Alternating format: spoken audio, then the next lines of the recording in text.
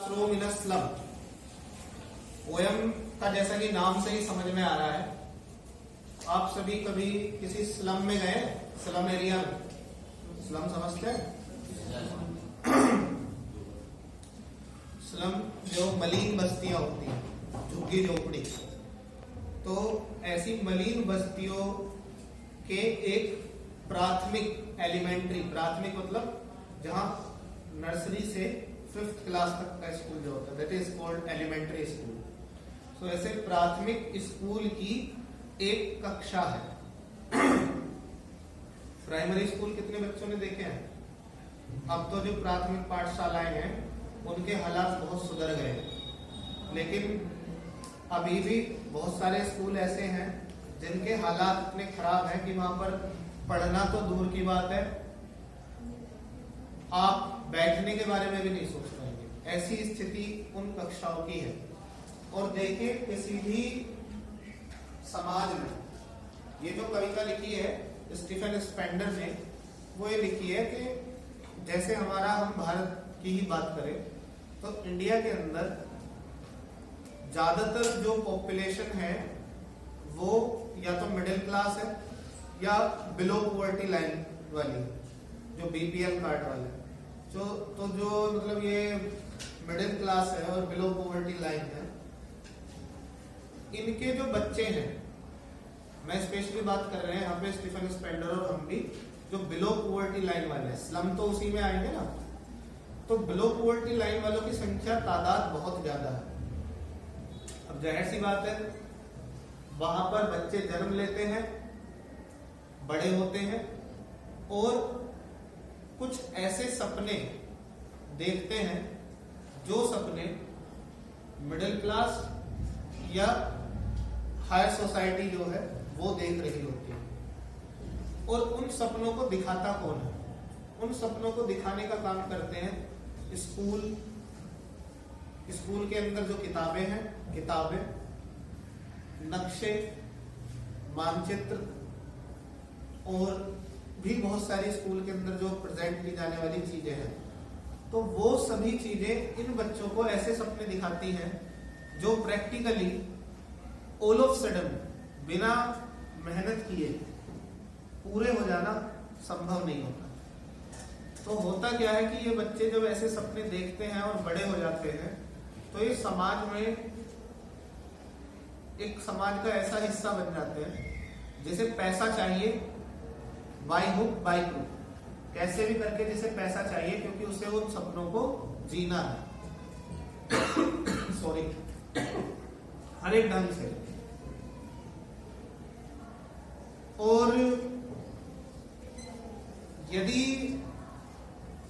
हम ऐसी ही एजुकेशन और इसी तरह का सिस्टम अपने समाज में लोगों के सामने प्रेजेंट करते रहेंगे, तो समाज के अंदर हमें ऐसे लोगों की तादाद बढ़ा देंगे जो या तो चोर होंगे या डाकू होंगे, लुटेरे होंगे, आतंकवादी होंगे, टेररिस्ट होंगे, अलगाववादी होंगे। इस तरह के लोगों की संख्या हम बढ़ा लेंगे। तो ये कविता इस बात की ओर इशारा करती है। लास्ट तक आते आते तो स्टीफन स्पेंडर ये तक कह देते हैं कि इनके इन चीजों से इन्हें बाहर निकालना, इन झुग्गी झोपड़ियों से इन्हें बाहर निकालना, खुली हवा देना, एक पोषित जीवन देना बहुत ज्यादा जरूरी है। देखो सूरज की खासियत क्या है? लास्ट की लाइन लिखी है इन्होंने, history theirs whose language is the sun. इतिहास उसका होता है जिसकी भाषा सूर्य के जैसी होती है। मतलब भाषा क्या है? भाषा का अर्थ है फीलिंग एक्सप्रेस करने का मीडियम। अब फीलिंग एक्सप्रेस करने का मीडियम यानी कि फीलिंग्स की बात हो रही है, जिसकी भावनाएं सन के जैसी होती है, सूर्य के जैसी होती है। अब सूर्य क्या कभी कोई भेदभाव करता है कि किसी को थोड़ी कम रोशनी दूं, किसी पौधे को थोड़ा सा कम सनलाइट मिल जाए, दूसरे को थोड़ी ज्यादा मिल जाए? क्या ऐसा होता है? नहीं, वो सबको समान रूप से जीवन देता है। तो यहाँ पे फाइनली ये बात कही गई है कि उन लोगों का इतिहास जिंदा रहेगा, वो लोग दुनिया धरती पर रहेंगे जो लोग सूरज की तरह सबको साथ लेकर चलने की सोच रखते होंगे, जिनकी फीलिंग्स ऐसी होंगी कि हमें किसी एक पर्टिकुलर पर ध्यान नहीं देना है बल्कि सभी को साथ में लेकर के चलना है। तो ये इस बात को डिपिक्ट करने वाली एक कविता है। स्टीफन स्पेंडर के बारे में थोड़ा सा पढ़ लेते हैं।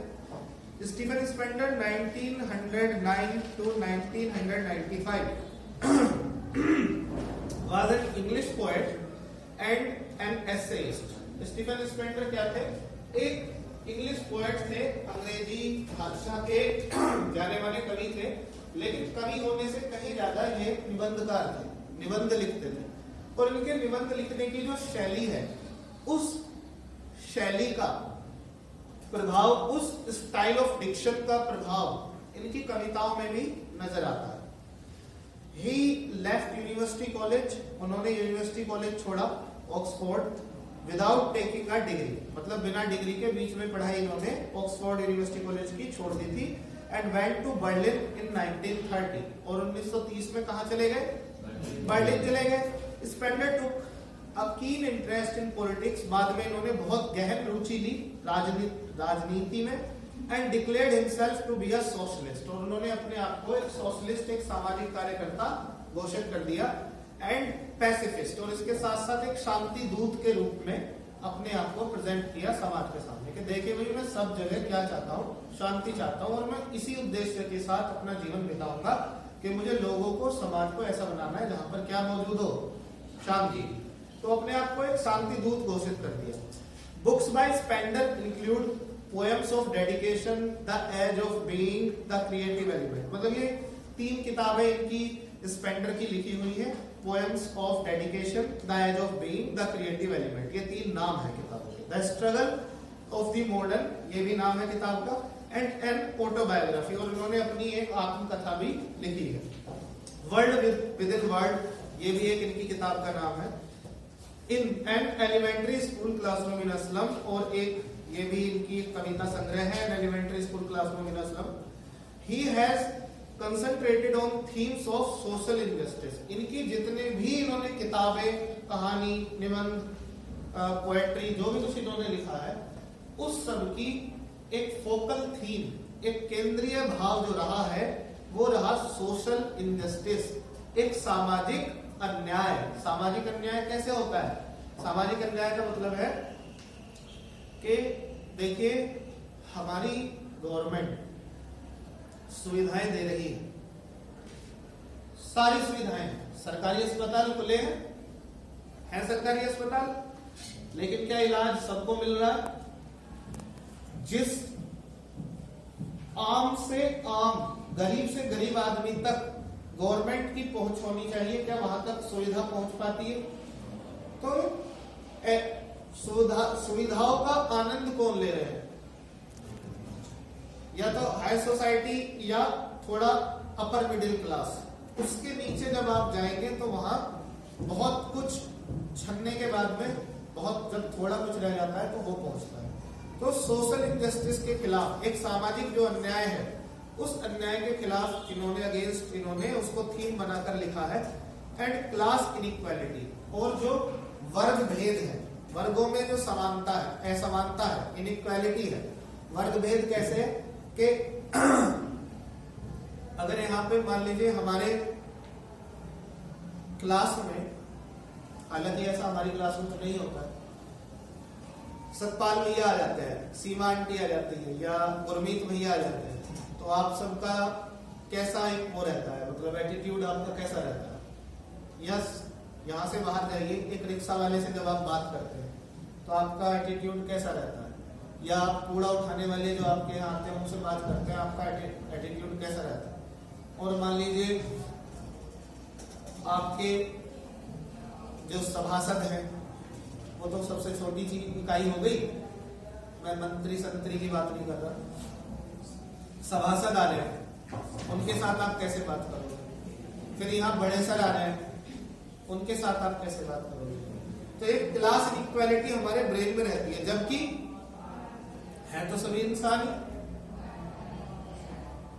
ही है ना, नहीं है क्या?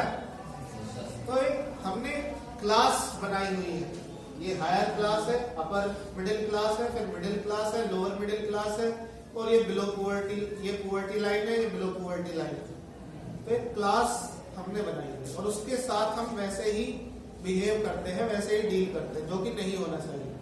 तो इन्होंने इस तरफ ध्यान आकर्षित कराया है कि जो समाज का सबसे छोटा हिस्सा होता है, यदि आप उस पर ध्यान नहीं देंगे तो एक दिन क्या होगा कि ये संसार के बड़े हिस्से का जीवन बर्बाद कर देगा। झुग्गी झोपड़ी में रहने वाले किसी बच्चे को, जिसको सिर्फ ये पता है कि मुझे शाम को 50 रुपए कमा के घर ले जाने हैं, अदरवाइज आज शाम का खाना मुझे नहीं मिलेगा, अगर आप उसे 5000 रुपए हाथ पे रख के बम उसके हाथ में थमा दें और कहें कि वहां जाकर के इसे रख देना, वो क्या करेगा? तो इस तरफ ध्यान दिलवाया है कि इन लोगों पर ध्यान दीजिए, वरना आप जिस सुंदर समाज की कल्पना कर रहे हैं वो सुंदर समाज क्या हो जाएगा? नष्ट हो जाएगा। ये इन्होंने यहां पर बात कही है। बिफोर यू रीड आपसे सवाल पूछते हैं, हैव यू एवर विजिटेड और seen an elementary school in a slum? क्या किसी मलिन बस्ती में कभी किसी एलिमेंट्री स्कूल को आपने विजिट किया है या आपने कभी देखा है एलिमेंट्री स्कूल? देखा है तो अच्छी बात है, आप ज्यादा बेहतर समझ पाओगे कविता को। नहीं देखा है तो आप एक बार जरूर विजिट करके आइए। वैसे तो स्कूलों की स्थिति अब काफी हद तक सुधर गई है। What does it look like? ये कैसा दिखता है? कविता में चलते हैं। फार फार फ्रॉम गस्टी वेव्स। अब कविता में मैं पहले लाइन कुछ क्लियर करता जाऊंगा, फिर उसके बाद एक बार शुरू से हम आएंगे, क्योंकि ये कविता जैसा कि मैंने बताया एक निबंधकार ने लिखी है। उसने पॉइंट्स उठाए हैं और पॉइंट्स उठाकर बहुत सारे पॉइंट्स इसमें जोड़ दिए हैं। उन पॉइंट्स को हमें अपने हिसाब से समझना और जोड़ना है। Far far from gusty waves these children's faces. ये जो बच्चे हैं, बच्चे कहाँ के? एलिमेंट्री स्कूल की कक्षा में बैठे हुए हैं। अब बच्चे एक झुग्गी झोपड़ी के स्कूल की कक्षा में बच्चे बैठे हुए हैं। उन बच्चों के बारे में बात हो रही है कि इन बच्चों के जो चेहरे हैं वो गस्ती वेव्स से, जो सुहावनी हवा के झोंके, तीव्र हवा के जो झोंके आते हैं, उनसे बहुत बहुत दूर है। क्या बताता है कि कक्षा के अंदर एयर वेंटिलेशन 0 है। कक्षा कैसी होनी चाहिए? जिसमें लाइट एयर वेंटिलेशन हो, जहां बैठकर पढ़ा जा सकता हो। लेकिन एलिमेंट्री स्कूल की जो कक्षाएं हैं वो इतनी नैरो, इतनी सिंक्ड, इतनी कंजेस्टेड है कि वहां पर ऐसा माहौल नहीं है। इनके चेहरे उस शुद्ध हवा को प्राप्त नहीं करते, मतलब उनको जीने के लिए शुद्ध हवा नहीं मिलती है। Like rootless weeds. कभी आपने देखा है किसी झाड़ी को उखाड़ के जमीन से अगर रख दिया जाए तो 10, 15, 20 दिन में वो कैसी हो जाती है? ऊपर का तना और नीचे की जड़ें दोनों ऐसा लगता है जैसे सेम ही है। नीचे भी एक जड़ों का जाल सा फैला होता है, सूखी जड़ों का, ऊपर भी झाड़ी की का जाल सा फैला होता है। तो इन बच्चों के लाइक रूटलेस वीड्स, रूट मतलब जिसकी जड़ें उखाड़ दी गई हो, उस झाड़ी के जैसे देयर द हेयर, बाल इन बच्चों के, the hair torn round their pallor, pallor कहा गया है चेहरे को, उनके चेहरे पर इर्द गिर्द इधर उधर बिखरे पड़े रहते हैं। जैसे इनकी जो रूटलेस वीड्स होती है उनके जैसे बाल इनके हैं। आप सब कैसे आते हैं? बालों पर तो ऑफ कोर्स सबसे ज्यादा फोकस रहता है बच्चों का, लेकिन इनको ये, इनका जीवन ऐसा नहीं है इन बच्चों का। अब एक चेहरा तो ये दिखा दिया है, अगली लाइन बिल्कुल उससे चेंज हो जाती है। फिर वो बता रहे एक लड़की है उस कक्षा के अंदर, द टॉल गर्ल, लड़की लंबी है, with her weighed down head, लेकिन उसका सिर कैसा है? झुका हुआ, वेड डाउन, किससे? वजन से, भारी सिर। अब कुछ बच्चे ऐसे हो जाते हैं, अब ये कुपोषण दिखाने के लिए, मेल न्यूट्रिशन दिखाने के लिए इस लाइन को ऐड किया गया है। कुछ बच्चे आपने देखे होंगे लंबे रहते हैं लेकिन सिर उनका बड़ा रहता है, बड़े सिर के बच्चे रहते हैं, बड़ा सिर और दुबले पतले रहते हैं और बहुत सूखे हुए हाथ पैर होते हैं, लंबे होते हैं। एक्टोमोर्फिक, समझ गए? एक्टोमोर्फिक और एक्टोमॉर्फी भी मेल न्यूट्रिटेड एक्टोमॉर्फी, कुपोषित एक्टोमॉर्फी की बात हो रही है। तो एक ऐसी लड़की वहां पर बैठी हुई है जिसने अपना सिर नीचे झुकाया हुआ है। दी पेपर सीमिंग बॉय, एक लड़का है। दूसरी तस्वीर, तीसरी, पेपर सीमिंग, पेपर कागज, सीमिंग कागज के जैसा दिखने वाला, कागज जैसा पतला, ऐसा एक लड़का बैठा हुआ है। विद रैट्स आईज, जिसकी आंखें छोटी हैं, चूहे के जैसी। क्यों? क्या प्रकट कर रहे हैं? मेलन्यूट्रिशन, कुपोषण को दर्शा रहे हैं। फिर एक अगली तस्वीर दिखाई दी स्टंटेड, स्टंटेड मतलब अनडेवलप, जिसकी हड्डियां डेवलप ना हुई हो ठीक से, ऐसा स्टंटेड। अनलकी हेयर, अनलकी मतलब दुर्भाग्यशाली, जिसका भाग्य बुरा हो, ऐसा एक बच्चा है। उसको वारिस कहा गया है। वारिस किसका? वारिस जैसे हम अपने दादा की संपत्ति के वारिस हैं, पिता की संपत्ति के वारिस हैं। दादा ने जो कमाया वो हमें मिला, लेकिन वो अनलकी हायर है किसका? ऑफ ट्विस्टेड बोन्स, यानी कि उसके जो दादा थे उसकी हड्डियां कैसी थी? मुड़ी हुई, रिकेट रोग था, और वो रोग उसको उसके पिता को मिला किसमें? हेरिडिटी में, विरासत के रूप में। फिर उसको मिल गया, तो वो क्या है? एक दुर्भाग्यशाली वारिस है किसका? मुड़ी हुई हड्डियों का। विरासत में उसको क्या मिली है? मुड़ी हुई हड्डियां। रिसाइटिंग, वो रिसाइट कर रहा है। रिसाइट करते हैं जैसे कक्षा में A फॉर B फॉर, ये रिसाइट कर रहा है, वो दोहरा रहा है। लेकिन सिर्फ पाठ नहीं दोहरा रहा है, कुछ और भी दोहरा रहा है। क्या दोहरा रहा है? ग्नेरल डिजीज भी दोहरा रहा है। अपने पिता की, उसके पिता को जो रोग हुआ था कुपोषण का, वो कुपोषण के रोग को उसने रिसाइट किया अपनी बॉडी में।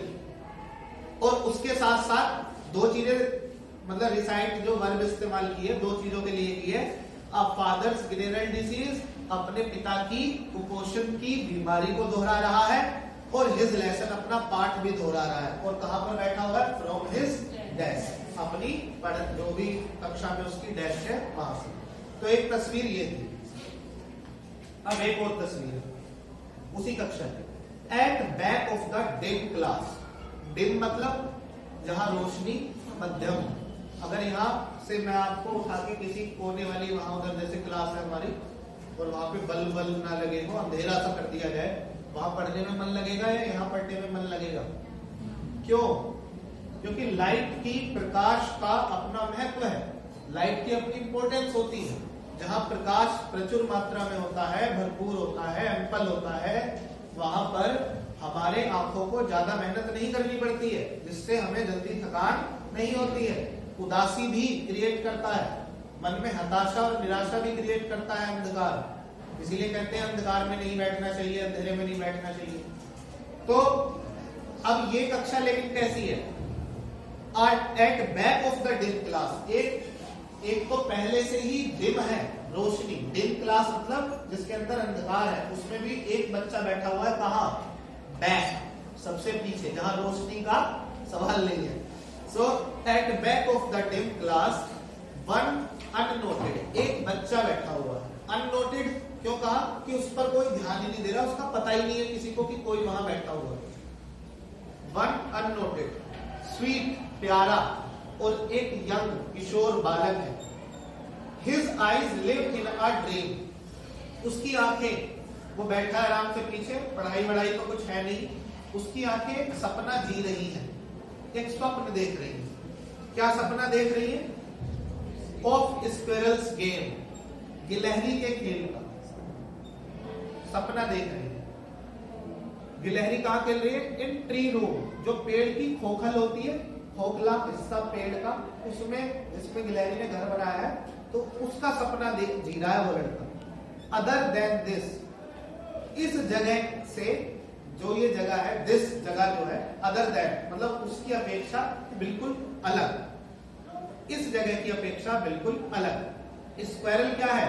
पेड़ की खोखल क्या है? ये सब क्या दिखा रहे हैं? खुली जगह, हरी भरी जगह, खुले जंगल, खुला आसमान, शुद्ध हवा, प्रकाश और आनंद, ये सब चीजें दिखा रहे हैं स्क्वायरल गेम ट्री रूम में। लेकिन ये जगह कैसी है, कंजेस्टेड है, poor air ventilation, poor light ventilation, है ना, और ये इसके बिल्कुल अलग है। तो एक तो दृश्य हुआ ये, इस सब दृश्य से आपको समझ में आया, कुछ समझ में आया। अब नेक्स्ट उन्होंने क्या कहा है, उन्होंने कहा है ऑन शार्प ग्रीन वॉल्स। अब आपकी जो दीवारें हैं, आपने कितना कलर किया हुआ है दीवारों पर, दिखाओ, घुमाओ कैमरा, ऊपर ऊपर इधर, हाँ ठीक है, वापस आ जाओ। तो आपकी कक्षा की दीवारें कैसी हैं, कलरफुल है, लेकिन वहां पर कैसे हैं, ऑन शार्प ग्रीन वॉल्स, वो फीकी पीले रंग की, पीली पड़ चुकी है जिसकी दीवारें, ऐसी क्रीमी वॉल्स की दीवारें हैं जिनका रंग उड़ चुका है, रंगत फीकी पड़ चुकी है, और उन पर क्या, दीवारों पर क्या टंगी हुई है, डोनेशंस, डोनेशन में मिली, दान में मिली चीजें, कि कोई किसी के घर की मूर्ति टूट गई या पेंटिंग टूट गई, उन्होंने कहा ले भैया तुम स्कूल में लगा लेना, तो उसने स्कूल में डाल दी। तो डोनेशंस की चीजें मिली, लगी हुई है। शेक्सपियर्स हेड, शेक्सपियर कौन है, अब यहां पे समझिएगा, एक कॉम्प्लिकेटेड बात आने वाली है। शेक्सपियर का सिर लगा हुआ है वहां पर। इस कक्षा के अंदर जितनी भी चीजें लगी हुई हैं, आपके मन में उन चीजों के प्रति जानने की जिज्ञासा जरूर चलेगी, क्योंकि आप रोज देखोगे, कभी ना कभी आपके दिमाग में आएगा कि मैं ये क्या चीज है, तो फिर आपका दिमाग लगेगा, आप दूसरों से सवाल करोगे, स्टिमुलेट होगे, तो कहीं ना कहीं अपने आप को सेटिस्फाई करने की भी कोशिश करोगे कि आपको पता चल जाए क्या है।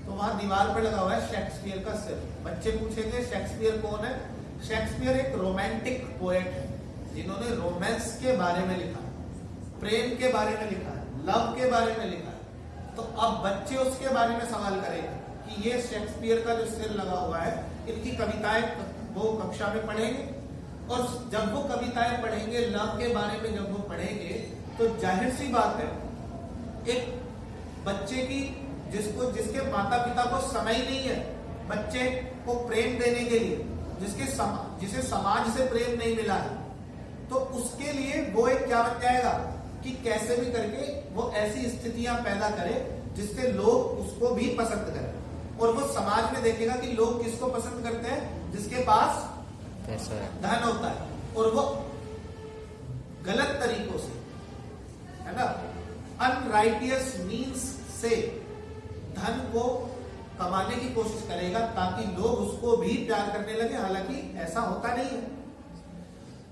तो शेक्सपियर का सिर लगा हुआ है वहां पे, और एक तस्वीर लगी हुई, जैसे हमारे यहाँ कृष्ण जी की तस्वीर लगी हुई है, एक पेंटिंग बनी हुई है, ऐसे ही वहां पे एक पेंटिंग है। उस पेंटिंग के अंदर क्या है, क्लाउडलेस एट